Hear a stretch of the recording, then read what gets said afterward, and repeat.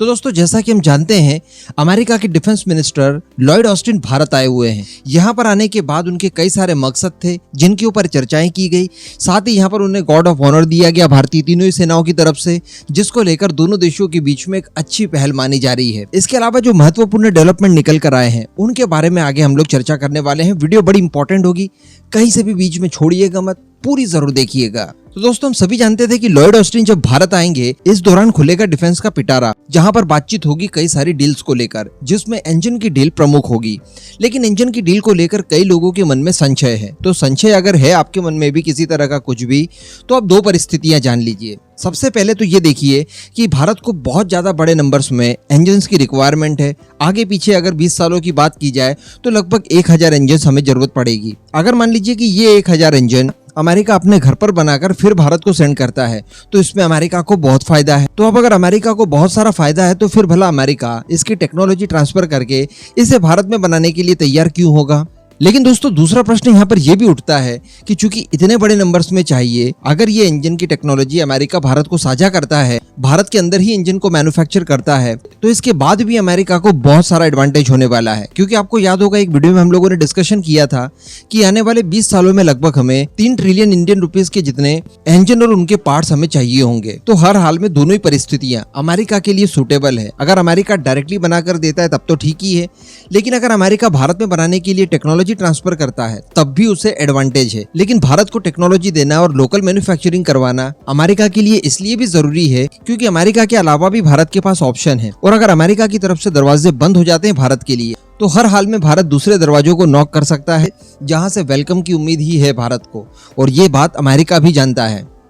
इस वजह से हर हाल में इंजन की डील वगैरह तो होनी ही है। इसके लिए बताया ये जा रहा है कि प्राइम मिनिस्टर मोदी जब अमेरिका की विजिट पर जाएंगे, ऑफिशियल विजिट पर, तभी डील को साइन किया जाएगा।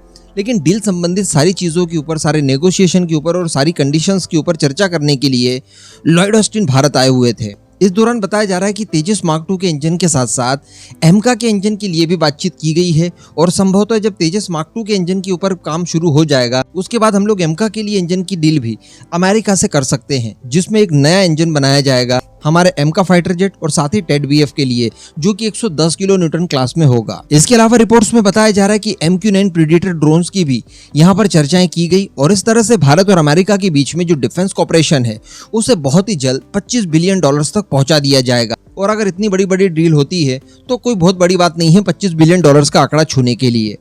इसके अतिरिक्त बताया जा रहा है दोस्तों इंडेक्स एक्स के बारे में। जी हाँ, अब इंडेक्स एक्स क्या है, तो ये भी दरअसल डिफेंस कॉपरेशन को बढ़ाने के लिए एक इनिशिएटिव होगा, एक नई पहल होगी, जिसको औपचारिक रूप से साइन किया जाएगा प्राइम मिनिस्टर मोदी की अमेरिका विजिट के दौरान, जो मार्ग प्रशस्त करेगा नई नई टेक्नोलॉजीज को साझा करने के लिए, और इसके अलावा नए नए सिस्टम्स को ज्वाइंट वेंचर करने के लिए। इसके अलावा अमेरिका के डिफेंस डिपार्टमेंट की तरफ से भी ये कहा गया है, पेंटागन की तरफ से ऑफिशियल कहा गया है कि इस एग्रीमेंट के साइन हो जाने के बाद भारत और अमेरिका के बीच में जो डिफेंस पार्टनरशिप है वो और ज्यादा मजबूत होगी। इसके अलावा महत्वपूर्ण चीज नेटो प्लस, जिसके बारे में हम लोग पिछले कुछ समय से लगातार डिस्कशन कर रहे हैं, और बताया ये जा रहा था कि अमेरिका चाहता है कि नेटो प्लस के जरिए इंडो पैसिफिक में अपनी प्रेजेंस को मजबूत किया जाए। चाइना के आजू बाजू के देश जो कि उसके राइवल भी हैं, जिसमें भारत आप एक नाम ले सकते हैं, इस तरह के देशों को नेटो प्लस ज्वाइन करवाया जाए और चाइना की घेराबंदी की जाए। जिसको लेकर मैं आपको बता दूं कि राशिंगला डायलॉग जो कि सिंगापुर में हुआ था, वहां पर चाइना के विदेश मंत्री द्वारा इस बात को लेकर विरोध भी जताया गया। अब जब चाइना के डिफेंस मिनिस्टर द्वारा इस बात का विरोध किया गया, इसको लेकर भी लॉयड ऑस्टिन ने जवाब दिया। लॉयड ऑस्टिन की तरफ से बताया गया कि नेटो प्लस के जरिए चाइना को घेरने वगैरह जैसी कोई भी प्लानिंग हमारी नहीं है। हमारा मकसद सिर्फ इतना है कि इंडो पैसिफिक में स्वतंत्रता के साथ व्यापार किया जा सके और साथ ही इसकी सुरक्षा सुनिश्चित की जा सके। इस वजह से जरूरी कदम हम लोग उठा रहे हैं। बाकी जो नेटो के जरिए चाइना को घेरने और उसे खत्म करने वाली बात कही जा रही है, इस बात में कोई दम नहीं है, ऐसा कहा गया है लॉयड ऑस्टिन की तरफ से। और वैसे भी एक्सपर्ट्स का ये मानना है कि अगर भारत नेटो प्लस ज्वाइन नहीं भी करता है तो इससे विशेष फर्क नहीं पड़ना है। देखिए नेटो प्लस हम पहले भी डिस्कस कर चुके हैं कि नेटो जैसा तो नहीं है, यानी आर्टिकल 5 एक देश पर हमला किया तो दूसरे पर भी माना जाएगा, ये प्रावधान नेटो प्लस में नहीं है। लेकिन नेटो प्लस का जो इनिशियली आपको एडवांटेज मिलता है वो था टेक्नोलॉजी के क्षेत्र में और साथ ही इंफॉर्मेशन के क्षेत्र में।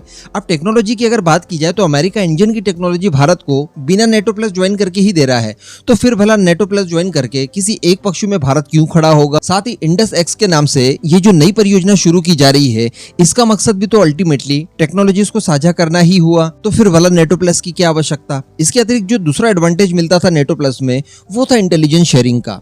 हाथ के हाथ आपको रॉ फॉर्म में इंटेलिजेंस मिल जाया करती थी।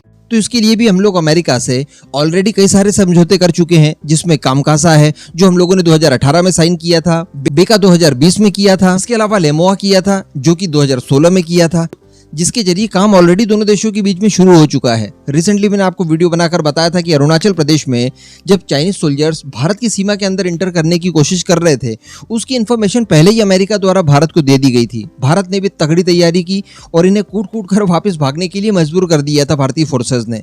तो कहने का मतलब नेटो प्लस के बिना भी भारत और अमेरिका के बीच का कॉपरेशन बिल्कुल वैसा ही है, इवन उससे ज्यादा है। तो किसी तरह के एडिशनल एग्रीमेंट को साइन करने का फिलहाल तो कोई औचित्य नहीं बनता। हालांकि फ्यूचर की बात है, हर हाल में हमें नेटो की जरूरत पड़ेगी, नेटो को भारत की पड़ेगी और नेटो को चाइना को काउंटर करने के लिए कमर कसनी ही पड़ेगी। तो वो बात की बात है, तब उसके बाद बात कर ली जाएगी। लेकिन फिलहाल इस तरह की कोई भी मंशा दोनों देशों के बीच में देखने के लिए नहीं मिल रही है। अब इस पूरे मुद्दे पर आपका जो भी मानना हो नीचे कमेंट करके जरूर बताइए।